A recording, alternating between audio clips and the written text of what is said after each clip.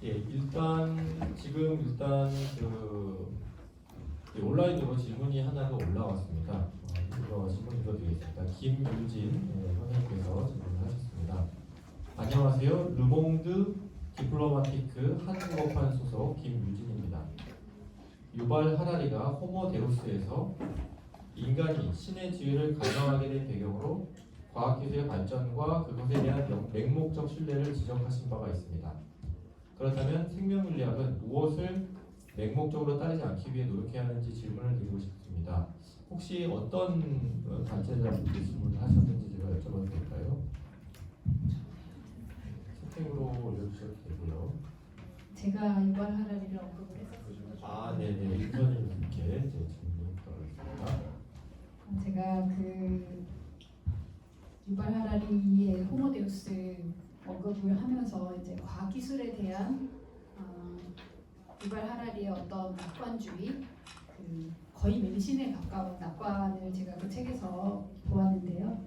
생명윤리적 측면에서 저희가 생명윤리에서 어떤 답을 찾는다던가 입장을 정하기 위해서는 팩트에 대한 것을 확인을 해야 되고, 그 다음에 가치에 대한 그것에 기반해서 가치 판단이 들어가는 게 생명윤리의 어떤 성찰입니다. 팩트의 부분에서 유발 하라리라는 작가는 아무래도 본인의 전공이 아니다 보니까 어떤 장밋빛 전망을 보여주는 그런 분들의 그 자료를 좀 편협하게 보지 않았나, 저는 그런 생각을 합니다. 그래서 그것을 반면교사 삼아서 생명윤리, 특히 과학기술에 관련된 것들에 대해서 우리가 어떤 가치 판단을 하게 될 때는 현재 과학적인 어떤 지식 수준, 팩트를 확인하시고, 특히나 우리가 아는 것과 모르는 것, 그리고 할 수 있는 것과 할 수 없는 것을 일단은 정확하게 판단하는 게 중요하다고 생각합니다. 그 다음에 우리가 해도 되는 것과 하면 안 되는 것, 그런 윤리적인 판단을 할 수 있을 것입니다. 예, 감사합니다. 네, 혹시 또 질문 있으시면 말씀해 주시기 바랍니다. 네, 남은희 교수님. 예, 감사합니다. 예, 임선희 교수님 아주 명강의를 하셔서 아주 이해하기 쉽게끔 말씀하시면서 이제 마침 이제 아주 핫 이슈가 됐던 유발 하라리에 대한 책도 이렇게 비판하시고, 그 안에서도 이제 저도 이제 좀 관련됐지만 최첨단 과학을다가 가지고서 이게 되지도 않는데 될 것처럼 막 얘기하고 하는 것이 이제 신이 이제 비판스러운 부분인데, 이제 그 부분은 충분히 이해하고 있는데, 이제 진짜 질문만 보니 멀리 타이완에서 오신 태 선생님 이제 이 클라이턴 모델 가지고 말씀하셨는데, 그 클라이턴 모델이 과거에 이 빌링 방법보다 얼마나 나온지 모르겠어요. 그래서 이미 이 카톨릭에서도 그 생명윤리 교육으로 김경미 선생님이 그 이제 자연주기법을 다 말씀하셨는데, 물론 이건 테이블에 소개하는 정도인데, 자연주기법이 카톨릭에서 여러 번 자주 많이 이렇게 교육이 됐었는데, 그게 과연 효과가 얼마 있는지 모르는데, 오늘 또 이제 이런 그 클라이턴 모델을 가지고서 이 나프로 테크놀로지를 소개하셨는데, 나프로 테크놀로지가 빌링 메소드보다 얼만큼 낫고, 그것이 현실성이 얼만큼 있고, 정말 우리 카톨릭 신자들이 이것을 해도 효과가 있는가 하는 것을 좀 자세하게 말씀 좀 해주세요. Thank you. Yes, I think the difference between NAPRO technology, Creighton model system, and the Billings method is similar, but in Billings method, it's only to avoid and to achieve pregnancy. But in NAPRO technology, there's another one added, that we treat the gynecological problem of the patient. So if there's some problem with their fertility, we can treat them. So that's the difference, but they're similar. And I think you said the accuracy of NAPRO technology, it has been very good. Actually, we have our statistics are very high to achieve pregnancy, and also when the couples have some fertility problem in Omaha, they have a very high statistic success rate in there. Did I answer your question? One more question. I mean, in addition to your opinion, 한국말 할게요. 아니 뭐 다 좋은데 또 뭐 명동에도 이 나프로 테크놀로지 된 건물 뭐까지 나오면서 굉장히 그냥 우리 카톨릭에서 이걸 잘 해보려고 하는데 중요한 것은 신자들이 이걸 받아들여서 정말 그 아이를 잘 낳기 위해서 그 이런 그 크라이스트 모델에다가 도입을 해야 되는데 과연 일반 신자들이 이것을 실패하면 안 되잖아요. 실패 때문에 문제인데 실패하고 또 이게 이 방법이 뭐 일반 신자들이 활용하기에 참 어려운 점들이 많이 있다고 생각되는데 이런 부분을 잘 극복해가지고 정말 우리 사회에 이게 정착이 될 수 있게끔 하려면 어떻게든지 좀 말씀해 주시고 아까 말씀하실 때 이 설명하는 그래프조차도 이걸 이해를 못해요. 이 그래프 오늘 책에도 나온 그래프 이걸다가 이해하는 사람이 몇 명이 돼요. 이게. 그러니까 전문가들은 이걸 그래프를 이해하고 할지만 여기 든 사람들이 이 그래프 보여주면서 이걸 이해하는 사람이 누가 있어요. 이게. 나도 좀 아는데 나도 이해 못해요. 그러니까 이걸 신자들한테 이해할 수 있게끔 설명해가지고 유도를 해야 되는데 여기 책 68페이지 그림책 이걸 누가 이걸 이해를 하고 있어요. 그러니까 전문가는 본인이 이걸 하니까 이해를 잘하고 할 수 있는데 우리 신자들은 뭐 신자 아닌 사람들 역시 마찬가지고 이걸 이해해가지고 이게 크라이스트 모델을 따라서 해야 되는데 과연 이걸 따라서 할 수 있는가 이걸 한번 말씀 좀 해주시면 감사하겠습니다.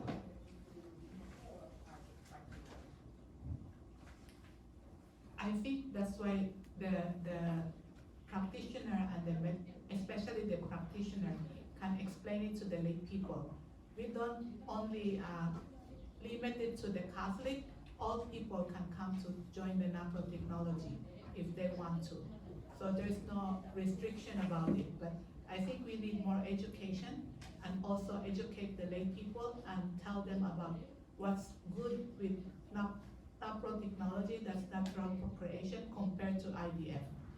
I think we need a lot of education to the lay people. Yeah, I understand that. 네, 감사합니다. 제가 한국의 나프로에 대해서 조금 보완 설명을 드리겠습니다. 아시다시피 한국의 나프로 임신센터는 여의도 성모병원에서 시작하고 지금 저희 여기 건물에도 있는데 나프로 임신법에 대해서 아직 널리 홍보가 안 된 거는 맞는 것 같습니다. 그런데 효과에 대해서 궁금해하셔서 제가 제 수업을 통해서 나프로 직접 하고 계시는 의사, 간호사 선생님들이 발표해 주신 내용을 알고 있어서 말씀을 드립니다. 인공 시험관 아기 성공률이 얼마인지 아십니까? 여기 계신 분들? 30%입니다. 최대한으로 잡아도. 누군가는 그럽니다. 어떻게 그렇게 성공률이 낮은 의료 시술이 계속 자행될 수 있느냐라고 물을 정도로 사실 성공률이 낮습니다. 나프로는 우리나라 나프로센터에서 나온 통계에 의하면 30% 정도 성공을 하고 있고요.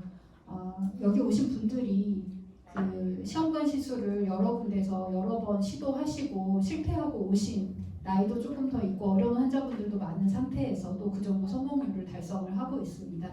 그래서 그리고 아까 말씀하신 그 방법을 의료인이 아닌 분들이 잘 따라 하겠는가라고 해보시면 교육이 그 과정 안에 굉장히 큰 부분을 차지하고 있습니다. 교육과 상담이. 그래서 충분히 잘 따라가실 수 있을 만큼 전문적인 교육이 제공되고 있어서 실질적으로 그렇게 큰 문제는 없는 걸로 알고 있습니다. 감사합니다. 네, 온라인으로 드리는 질문이 하나 들어왔습니다. 중세 철학을 공부한 서병창입니다. 탐 교수님께 질문드립니다. 생명윤리를 이해하는데 본질적 자아에서 실존론적 자아 관점으로 바뀌는 추세를 잘 설명해 주셨습니다. 그런데 실존론적 자아 차원은 여러 가지 실용성이 있지만 최소한의 도덕적 의미의 근거를 확보하는 데는 어려움이 따르지 않을까요? 라고 질문해 주셨습니다.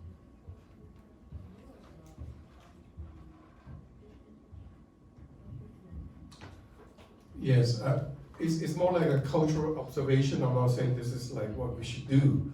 I'm saying that this is what the world is doing, what the people are tending towards, especially young people. So basically, definitely, the existential self paradigm appeals to a certain way of thinking, but it's not grounded on nature or grounded on truth or grounded on something objective or universal. It's appealing because it is kind of gives you a lot more freedom. You don't have to commit to anything, and you basically, for those who are on that side, they feel that there is a certain, I guess, freedom. I guess that's the main word for them to be able to do whatever they want, right? But then there's also an emptiness because once you got what you want, you also feel what is the meaning of life. It doesn't give them meaning, fulfillment. So there's also a lack of meaning. And then Charles Taylor talked about the fact that on the other side, which is existential self, there's a lot of meaning, a lot of constancy, a lot of tradition. But then they also feel the burden of the tradition and this type of like restriction.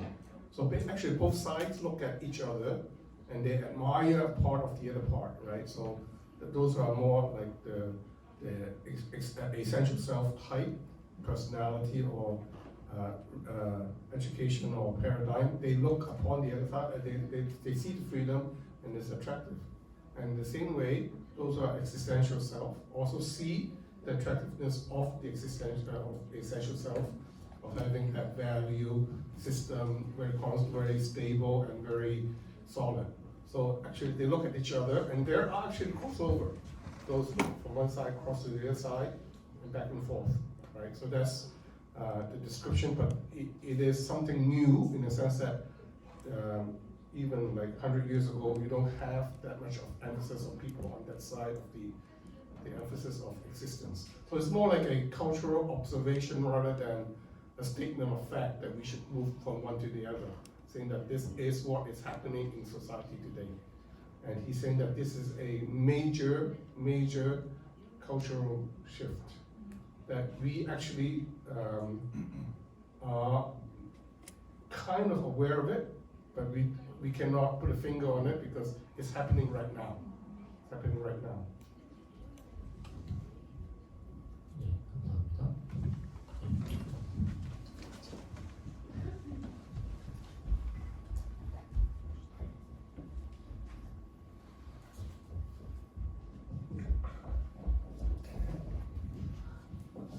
I want to, like the comment about Hilary is actually very similar to what I mentioned now, right? Basically, Hilary is someone who, in some way, is the second group, existential self, looking for freedom, looking for transhumanism, looking for all that. And even the title is interesting.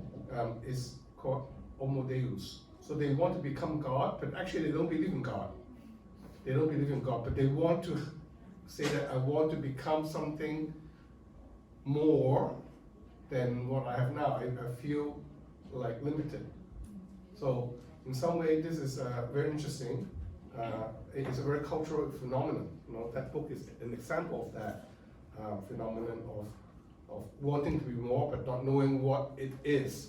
Whereas for us Christians, we know Homo Deus means to become transfigured, to become the resurrected, to become, you know, a saint. I mean, that is what it means to be Homo Deus, right, for us. So we know what that is, and this is our goal in life, right, as Christians. So it's kind of like the contrast between the two is also very similar in the analysis of Harari.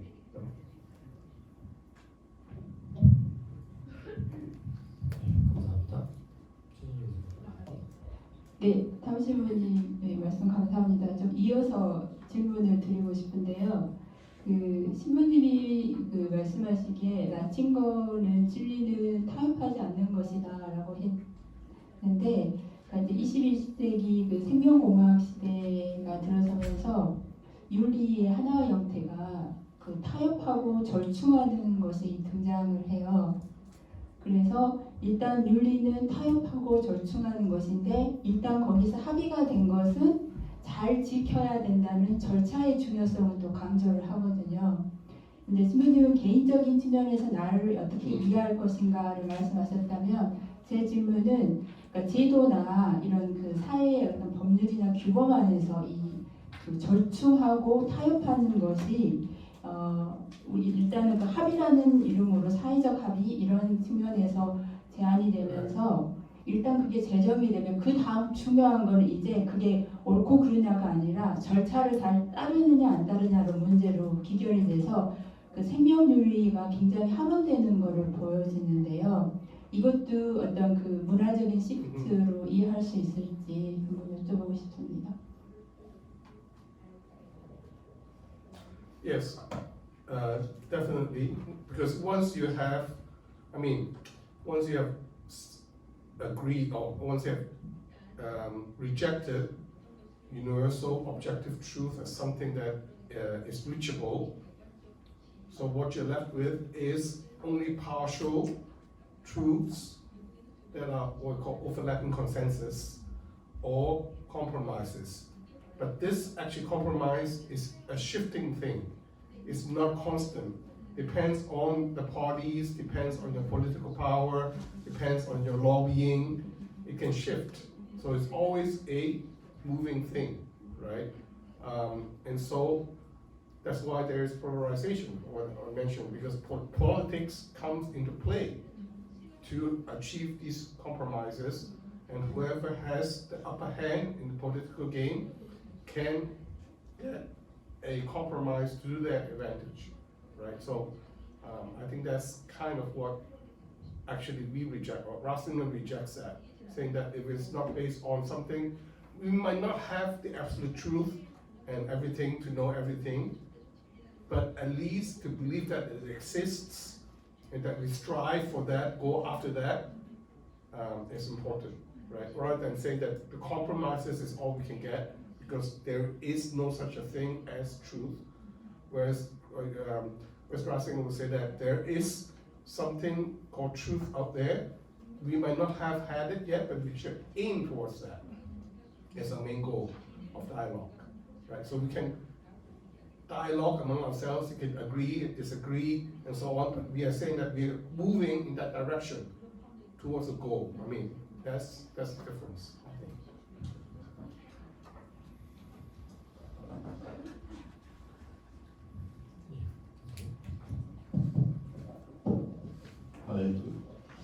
좁은 거리 갔다가 임선희 교수님한테 질문 좀 드리고 싶고요. 아주 여도성모병원 교수님이고 탐신부님한테 좀 부탁을 좀 말씀 답해주면 좋겠는데, 제가 두 분 강의를 들으면서 느꼈던 게 뭐냐면은 만약 의학적인 안전성이라든지 효과가 입증이 되면은 제네틱 매니플레이션, 모디피케이션은 윤리적으로 모든 것이 타당한 것인가 하는 그런 그 의구심이 좀 들었거든요. 근데 주로 강의가 주로 어제 30분도 그렇고 그 임선희 교수님 강의도 만약 의학적으로 효과가 있고 안전하다면은 오히려 제네틱 모디피케이션 같은 것들이 오히려 좀 인정될 수 있지 않을까 하는 그런 그 좀 느낌이 들어서 말씀을 좀 드렸는데, 제 생각에는 지금 그 지난 그 휴놈 제놈 프로젝트가 시작된 지가 20년이 넘었지만은 그때 맨 처음에 시작될 때는 우리의 모든 질환이 다 정복이 될 수 있을 거라고 생각을 했고 꿈을 가졌는데, 지금은 현재 하나도 해결이 된 것이 아니거든요. 그런 상황에서 우리가 인간의 그 편의를 위해서 그 진을 모디피케이션하고 그 조작을 한다면은 그게 결국은 인간의 욕망을 충족하는 수단이 되지 않을까. 따라서 진 모디피케이션도 어떤 일정한 윤리적 기준이 있어야 되지 않을까 하는 생각이 드는데, 예를 들어서 뭐 싱글신 디지즈 같은 경우에는 그런 그 뭐 심하게 아는 환자들이 있으니까 그런 경우에 유전자 치료가 가능하지만, 예를 들어서 뭐 좋은 형질을 더 갖기 위해서 유전자를 치료를 한다는 것, 그런 것들이 예를 들어서 은하철도 999에 나온 기계인간을 만드는 것과 똑같은 그런 그 결과를 초래하지 않을까 하는 생각이 들어서 거기에 관한 아까 뭐 크리스퍼 가이도 그렇고 앞으로 더 많은 그 쉽고 효과적인 제네틱 모디피케이션 기술이 나올 텐데 그런 기준을 그 치료를 할 수도 있는데 필요한 윤리적 기준이 과연 무엇인지 한번 말씀해 주시면 감사하겠습니다. 통역을 듣고 계시니까 제가 먼저 말씀을 드리겠습니다. 제 발표에서는 탐신부님처럼 그 치료나 강화 아니면은 이게 체세포에 가해지는 유전자 치료인지 아니면 생殖세포에 가해지는 치료인지 구분해서 오늘 말씀드리지는 않았고 다만 이제 태아에 수정란에 하는 것만 말씀을 드렸습니다. 일단 결론부터 말씀을 드리면 지금 일단 전제를 제가 받아들이기가 진짜 힘들어요. 이 유전자에 대해서 우리가 언젠가는 완벽한 정보를 갖게 될 것이고 그것을 조작하는 완벽한 기술을 갖게 될 것인가 하는 점에 대해서 저는 100년도 더 걸릴 거라고 일단 생각은 합니다. 근데 그럴 수 있다면 SF 소설에 나온 것처럼 그럼에도 불구하고 저는 그 기술을 사용하는 데 있어서는 윤리적인 제한을 둬야 된다고 생각합니다. 과학적인 문제는 완전히 클리어 된다고 했을 때도. 그래서 저는 개인적인 입장으로는 치료까지는 저는 찬성을 합니다. 그리고 증강에 대해서는 저는 좀 부정적인 입장이에요. 아까 그 보여드렸던 것처럼 내가 원치 않았던 것도 좀 받아들이는 개방성, 저는 그것을 굉장히 중요하게 생각하고 그것이 개인에게도 중요하지만 사회적인 어떤 연대에 있어서 중요하다고 생각을 합니다. 그리고 생식세포의 그 유전자 조작을 해서 다음 세대로까지 그것을 넘기는 것에 대해서는 저는 좀 부정적인 입장입니다. 역시 그것도 제가 말씀드린 저는 그 모든 가능성에 대한 개방성 그것을 좀 중요하게도 생각하고 그 다음에 우리 중에 말씀드렸던 것처럼 나와는 다른 존재인 그 아이의 그 선호, 자유의지 이런 것에 대한 침해라고 저는 좀 생각을 하는 편입니다.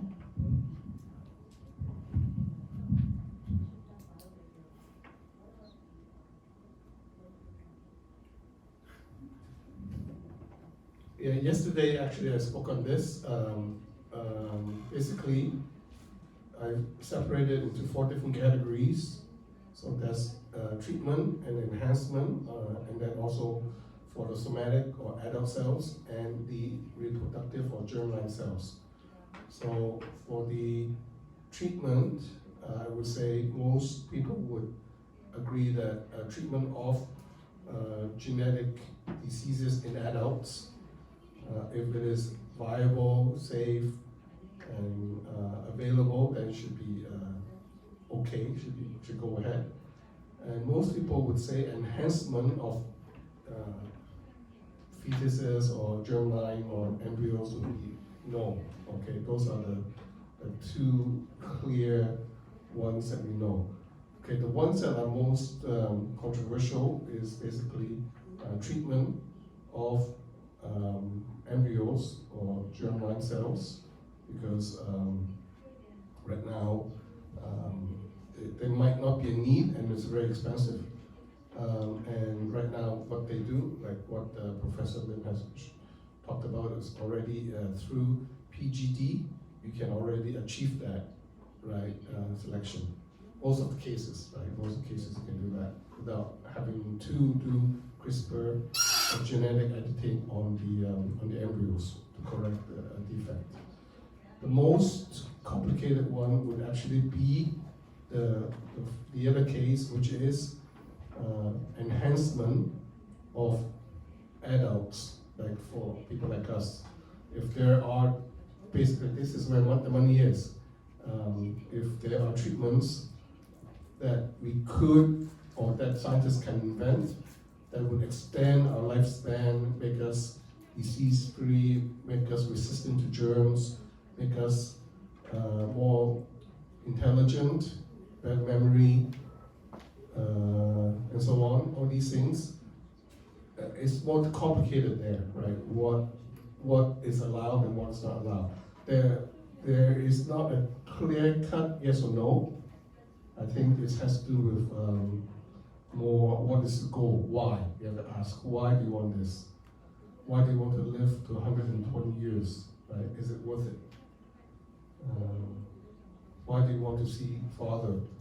Why do you want to have a great memory, right? Is it really good for human flourishing? Does it make you a better person, right? Those are questions. 네, 감사합니다.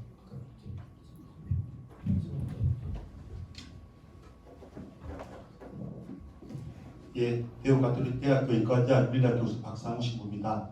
저는 작년에 이제 교황청의 요한바오르 대학에서 박사학위 마치고 본 대학에서 1년 동안 학생들 교양 수업하다가 올해 갑자기 1월부로 의과대학 물리학 교수로 부임했는데 한 학기 수업을 이제 준비하면서 제가 강의에서 듣는 질문들 또 도전들 그런 것들에 대해서 오늘 발제자분들이 얘기 들으면서 위로받고 또 공감이 되고 또 앞으로 제가 해야 될 방향에 대해서 연대가 되는 좋은 시간이었습니다.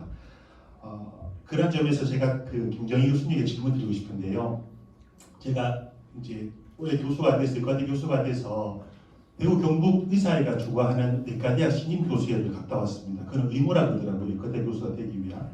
그래서 1박 2일 연수를 받는데 저도 처음 배웠던 것이 요즘 의과대생들한테 의학 기술보다 의료 인문학이라 그래서 좋은 의사가 되기 위해서 인문학적 지식을 많이 수업을 만들고 하고 있는데 현재 그것을 하시는 분들이 전공자들이 대부분 교육학 하시는 분들, 즉 의학 교육을 전공하신 그 교수님들이 이제 그 수업에 이제 홍도가 많으니까 많이 준비하고 계시는데 제가 그 연수를 갔다 오고 그 교육하신 분들 이렇게 느꼈던 그분들이 또 다른 의과대 생명의료 수업을 하는데 그분들의 방식은 여전히 이제 아까 말씀드린 30문처럼 찬반에 대한 이론을 설명하고 본인이 선택하게 할 수 있는 그런 이제 수업을 하시는 거예요.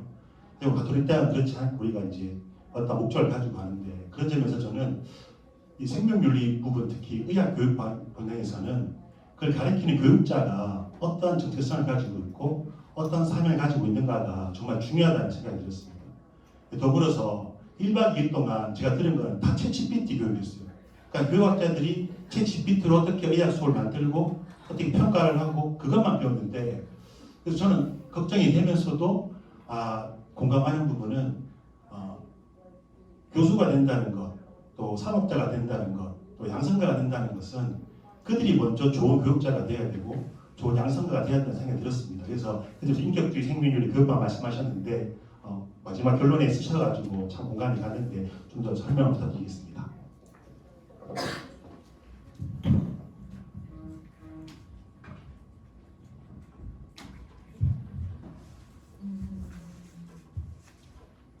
교육학을 하시는 분들이 이제 전공이 되게 다양한데요. 아마 그 교육에 참여하신 분들은 이렇게 교수법 중심으로 이렇게 이제 교육을 하셨을 거고요.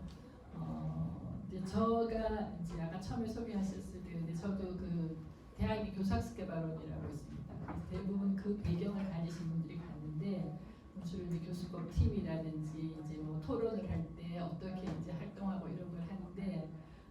저도 그런 것들을 이제 교수님들한테 알려드린 적이 있는데요. 제가 이제 가톨릭 교육을 하는 입장에서는 그것은 정말 중요하지 않다라는 것들을 이제 알게 되었고 더 이제 확신을 하고 있는 상황이고 그래서 아마 그 프로그램이 전체 어떻게 구성되는지 모르겠으나 그렇게 좋은 프로그램 그분들은 틀림없이 열심히 하고 되게 잘하셨을 텐데 아마 최신 교수법을 그분들은 가르치셨을 거예요. 그래서 모든 대학의 요즘 교수학습개발원에서 가장 이제 주제가 챗GPT 활용에 대한 건데 사실 이제 그 학습자에 대한 이해라든지 이런 것들이 좀 안 돼 있는 상태였다라고 이렇게 생각을 하고 이제 저가 아까 그 7가지 틀 안에서 제일 첫 번째로 제시했던 것이 인간 존재에 대한 이해가 사실 이제 교수자가 가져야 될 가장 큰 첫 번째 출발이라고 말씀드린 이유는 어떤 교수법도 모든 상황에 적용되는 것은 없거든요. 그래서 아마 누군가는 챗GPT 알려줘서 되게 좋아하는 분도 있으셨겠지만 그러나 모든 상황에서 가장 중요한 첫 번째 출발은 뭐냐 하면은 인간에 대한 이해인데 사실 교육학자들도 인간에 대한 이해를 그 수업 장면 안에서 의식을 하거나 그것을 특히나 아마 그 교육학 베이스를 가지고 있는 분들은 그 연구 경력이나 교육 경력이 이렇게 길지 않을 겁니다. 그래서 이제 의사 출신들의 그 교수님들에게 인간에 대한 이해를 한다라는 것은 접근한다라는 것은 매우 어려운 일이었을 거고 그리고 이제 그분들이 뭐 철학을 전공하고 또 또 이제 교육학을 했으면 자신감을 갖고 할 수 있었을지는 모르겠으나 근데 제가 아는 범위 안에서 그런 학문적인 배경을 가진 분들은 많지 않습니다. 그래서 아마 이제 그분들은 자신들에게 주어진 역할을 교수법을 가르쳐 드리는 것 그것이라고 생각했을 거고 이제 만약에 그분들을 이제 제가 만날 기회가 있다면 그거는 제일 나중에 하든지 해야 될 거고 이제 첫 번째는 인간에 대한 이해인데 중요한 건 뭐냐면 인간에 대한 이해도 어떤 관점으로 보느냐에 따라 다 다를 수가 있죠. 근데 보통 이제 일반 교육학을 한 사람들은 이 종교를 배경으로 한 가톨릭 신앙이나 불교나 종교를 배경으로 한 인간 이해를 갖고 있지 않습니다. 왜냐하면 교육학에서는 종교와 분리시키는 관점들을 이야기를 하고 있기 때문에 주로 이제 심리학에서 이야기하고 있는 그리고 이제 철학자 여러 사상가들이 이렇게 말했다라는 것을 하는데 제가 인격주의 생명주의라고 분명히 이야기하는 것 그리고 이제 가톨릭 교육이라고 이야기할 때는 이제 가톨릭 교회 안에서는 인간에 대한 입장이 분명한 가르침이 있고 이제 그것이 사실 교육자에게도 되게 큰 힘이 되는 것이거든요. 그래서 물론 하느님 모상으로 지어진 존재다, 긍정적인 인간관을 가져야 된다라는 것이 이제 교육 현장에서는 되게 이제 지켜가기 어렵습니다. 안 그런 상황들을 너무 많이 보기 때문에 제가 아까 거기 참고 자료에 넣었던 그 이제 인용했던 토마스 그룹의 생명을 위한 교육 안에 보면은 가톨릭 교회의 인간에 대한 이해는 이제 너무 이제 낙관주의적인 그런 것이 아니라 끈질기게 인간에 대한 신뢰를 바탕으로 하는 인간에 대한 이해이다라는 것이 있거든요. 그래서 이제 만약에 그 의학 이제 의료진들 위한 교육에서 교육을 해야 되는 것을 이제 프로그램을 구상한다라고 하면 사실 이제 인간에 대한 이해부터 비롯되는 것이고 그리고 이제 교수법은 사실 제일 마지막에 선택할 수 있는 것이고 그리고 또 이제 뭐 그분들을 위한 변명을 하자면 채찌피지도 알려줄 필요가 있다. 이것이 어떻게 사용하면 되고 어떻게 사용하면 안 된다라는 것을 알려줄 필요가 있고 또 만약에 이제 그분들이 그것을 가르치지 않았다라고 하면 또 그럴 거거든요. 최신 교수법 못 배웠네 이럴 수도 있기 때문에 그래서 이제 다시 분명히 이야기하는 것은 이제 어떤 장면에서 뭐 의사들을 위한 교육, 의학 교육이든지 간에 초등학생을 위한 교육이든지 간에 유아 교육이든지 간에 교육자가 가져야 될 첫 번째 출발은 인간은 어떤 존재인가, 나에게 맡겨진 학습자는 어떤 존재인가에 대한 거기에서부터 시작해야 내용이나 목표, 방법까지도 다 정해줄 수 있다 이렇게 보는 것이고요. 그래서 아마 신부님께서 보시면 좋겠다라는 책은 그 생명을 위한 교육 그 책을 보시면 가톨릭 교회가 가지고 있는 그 실체적 특성에 비추어서 가톨릭 교육을 어떻게 전개하는 것이 좀 되게 구체적인 내용들이 나와 있습니다. 도움이 되실 겁니다. 네, 감사합니다. 다음은 최병희 교수. 그 김경희 교수님께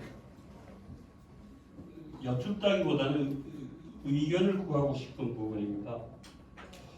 그 생명윤리 리트러시가 저는 꽤 와닿았던 좀 담 밖의 이야기를 하자면 오늘은 대부분이 담 안에 계시는 분들 같아요. 그래서 저같이 프로그매틱 에틱스를 하는 사람 입장에서는 담 밖의 얘기도 좀 해야 될 것 같아서 우리나 적어도 한국에서 생명윤리라는 말을 쓰는 사람은 두 부류로 나누어지는 것 같습니다. 제 경험상 생명에 관한 윤리적인 문제로 접근한 오늘 우리가 얘기했던 Ethics for Life가 있는가 하면 바이오에틱스를 해석해서 쓰는 사람 중에 상당수는 사람을 대상으로 하는 연구에 관한 윤리를 바이오에틱스로 이해하는 사람들이 두 부류로 크게 나눠지는 것 같습니다. 그런 차원에서 본다면 조금 더 확장해서 보면 한국에서는 생명윤리법이라는 것이 있습니다. 2005년도에 만들어졌고요. 그 2005년도에 만들어진 생명윤리 및 안전에 관한 법률이라고 하는 것이 95년도에 만들어진 약사법의 연장선상에서 이해됐었습니다. 2013년까지는. 2013년이 되면서 모든 인간 대상 연구는 다 생명윤리법을 강제한다라는 일반법으로 전환이 되면서 의대, 약대, 간호대가 아닌 영역의 교수님들도 특히 심리학, 사회학, 교육학, 유아교육과 뭐 등등 해서 이제 이 법이라는 것을 한국의 생명윤리법이라는 것을 이해하기 시작했습니다. 그런 차원에서 본다면 많은 강 밖에 있는 사람들은 생명윤리는 법에서 얘기하는 게 생명윤리가 아닌가? 그 정도만 하면 되는 거 아닌가? 이것도 해야 되나로 이해하는 경우가 현실입니다. 그렇게 보면 제가 조사한 바로는 전 세계에서 유사한 영역에 관한 법률에 윤리라는 이름을 넣어 가진 법을 가진 나라가 딱 두 나라가 있습니다. 하나가 당연히 한국이고요. 나머지 하나가 사우디아라비아입니다. 나머지 모든 나라는 이런 유사한 영역의 프로그래마틱 리서치에 관한 상황에서 적어도 법률에는 윤리란 말은 쓰지 않습니다. 왜냐하면 매우 지역적이고 제한적인 영역 안에서의 허용 여부에 대한 얘기를 하니까.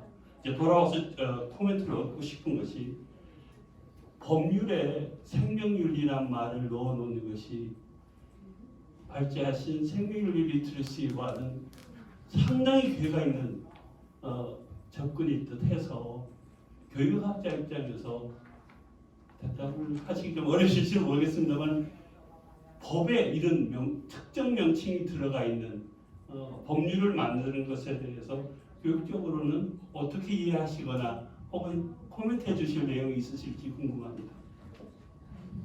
제가 말할 수 있는 것만 말씀드리겠습니다.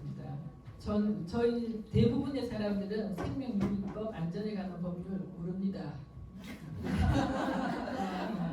그리고 이제 생명윤리라고 이야기할 때는 저도 사실 여기 와서 강의를 하면서 생명윤리를 하게 됐는데 제가 항상 수업 시간에 처음 이야기해요.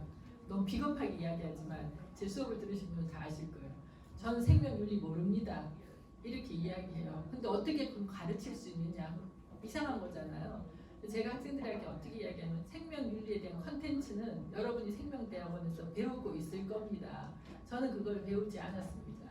근데 여러분이 배운 이 컨텐츠를 나누어 줄 때 제가 제 수업 장면에서 제가 가지고 있는 기본적인 틀, 제 학생들한테 이야기하는 거는 여러분들은 여러분이 배운 것을 남에게 주는 사람입니다. 배워서 남 주려고 지금 하는 공부인데 남을 주려고 할 때 여러분이 배운 것을 어떻게 전할 수 있는가에 대해서 저는 가르칠 수밖에 없고 저에게 주어진 역할은 그겁니다. 이렇게 말씀드리고요.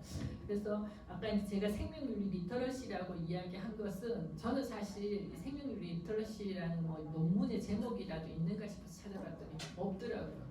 근데 없는데 생각해보면 AI 리터러시라는 말도 없었습니다. AI에 대한 사회적인 관심을 받기 전까지. 근데 지금 초중등학교에서 많은 교사들이 배우고 있는 연수가 뭐냐 하면 AI 리터러시예요. 그러니까 이제 새로운 분야에 대해서 이제 알아야지 되고 그것을 살아갈 학생들을 가르치는 거기 때문에 그래서 그렇게 생각을 하면 생명윤리 리터러시 안에 무엇은 포함되고 무엇은 포함되지 않을까라고 물으신다면 저는 도대체 생명윤리 안에서 논의되고 있는 것이 무엇인지부터 알려주십사 하고 말씀드리고 싶은 거죠. 그래서 아까 생명윤리에 대한 생명에 관한 윤리적인 접근, 사람을 대상하는 연구 이렇게 있다는 것도 범위를 어떻게 잡아야 되는지 모르겠다는 겁니다. 그래서 저는 사실은 이제 충분히 고민하시고 그 중요성을 이미 깨달으신 분들께 부탁드리고 싶은 것은 과연 생명윤리라고 이야기할 때 그 범위라든지 그걸 우리가 또 요즘에는 그 이제 교육과정 개편되면서 인간 생명의 존엄성 이런 것들을 학교 교육과정 안에서도 가르쳐 달라고 가르치라고 이야기를 하고 있거든요. 그리고 이제 생명윤리에 대해서 용어들을 사용하고 있어요. 근데 죄다 첫 번째 하는 말이 어렵다는 거죠. 잘 어디서 어디까지를 다루어야 하는지를 모르는 거예요. 그래서 제가 이제 생명윤리 리터러시라는 이 말을 처음에 쓸 때는 진짜 이게 남 놓고 기억자 모른다는 말 있잖아요. 이게 기억자인지 미역자인지 모르는 그런 상황이라고 하면 그 사람들에게 문자를 가르쳐 주는 거잖아요. 그럼 생명윤리가 어디서부터 어디까지고 무엇을 우선적으로 해야 되고 초등학생들은 뭘 알아야 되고 제 글 안에도 있습니다만 애들이 막 이렇게 이제 생명체를 가지고 장난을 치면서도 이게 뭐가 잘못된 거예요. 제 친구 이제 자기 딸이 결혼을 해서 이제 임신을 했는데 배아를 선택하는 거예요. 대화 중에 이야기해서 그럼 나머지 배아는 어떡하냐 그랬더니 건강한 배아를 선택한다.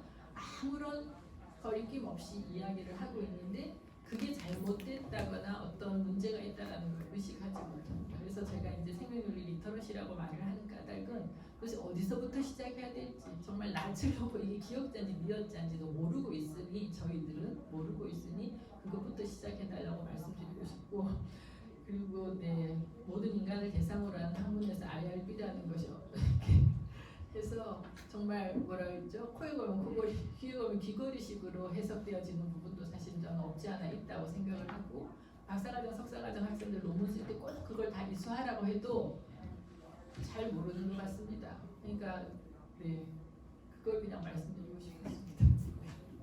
예, 감사합니다. 예, 질문 하나만 마지막으로 하나만 더 하도록 하겠습니다. 예, 신영원 교수님. 예.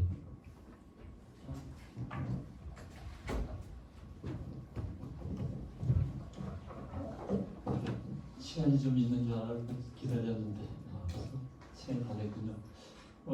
우리 탐신문이 발표를 들으면서 저는 아주 인상적으로 강의를 들었습니다. 왜냐하면은 신부님의 그 발표가 지금까지 우리 생명 담론이 생명윤리 담론이 상당히 저는 경직되어 있다 하는 인상을 줄곧 받아왔는데 공통 기반이라는 새로운 그 대화의 장을 마련하는 점에서 상당히 앞으로 우리에게 필요한 부분이다 이런 생각을 하였고요.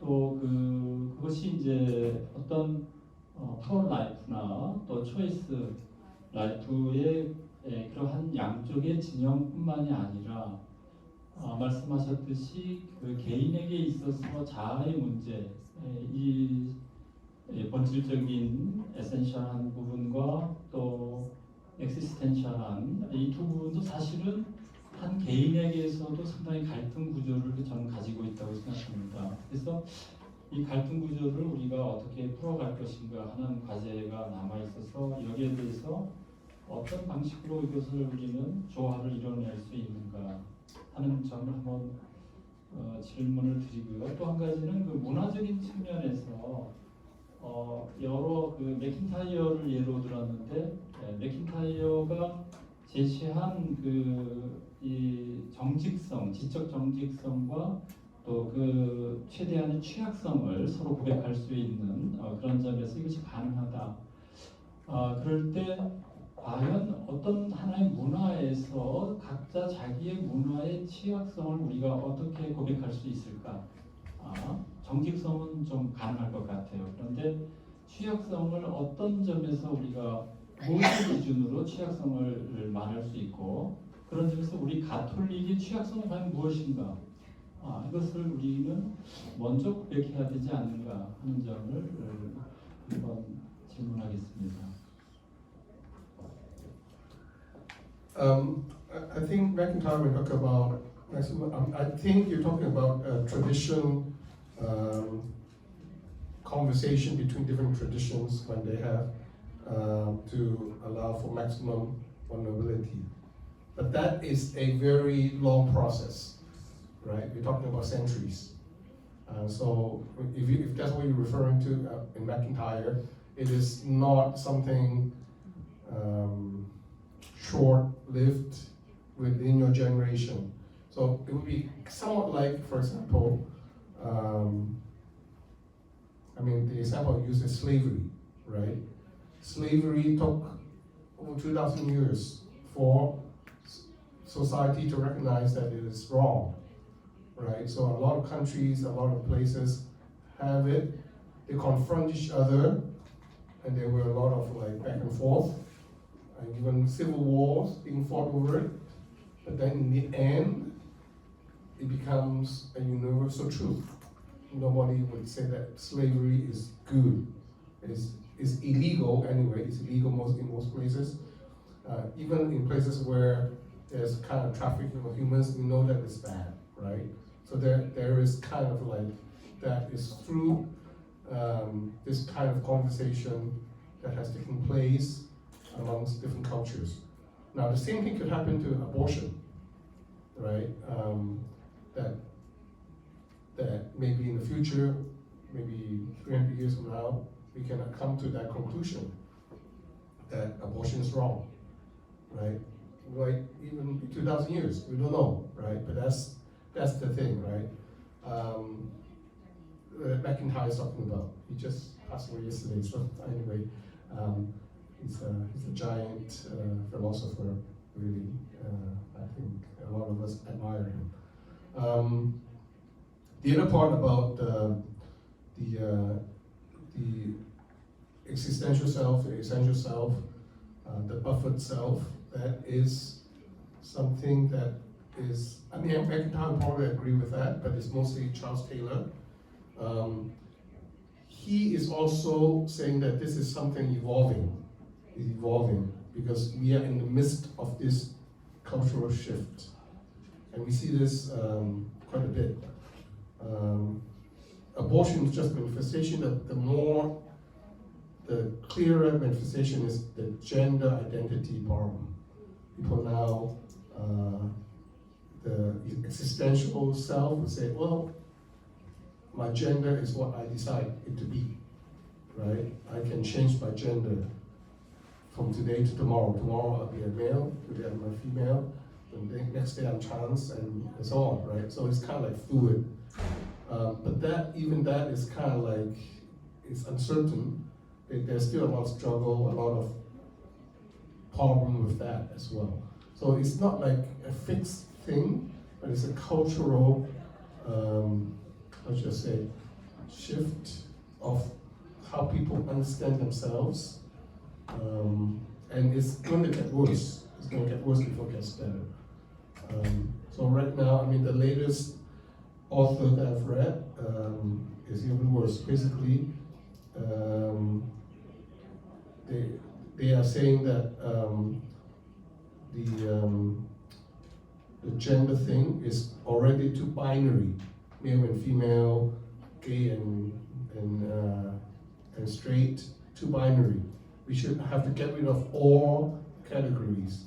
So basically, we're totally fluid, from animals to human animals to machines to AI. We are all on the same level. We're just all a different manifestation of different types of intelligence, so we can shift from one to the other. So it's like total fluidity. So it's kind of like that's coming. That's coming. So you think we have it worse with the gender, it's going to get worse, right? Machine putting into it, and then animal on the other side. Right? It's the green movement where animals are the same dignity or same category as humans, and humans not knowing who we are, and then we go into the machines and hybrid machine and transhumans and all that. So this is coming.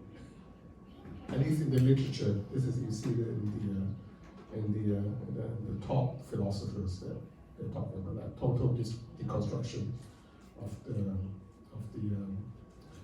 identity. Sorry, it's kind of negative to end the conference, but it's coming. It's coming. 네, 감사합니다.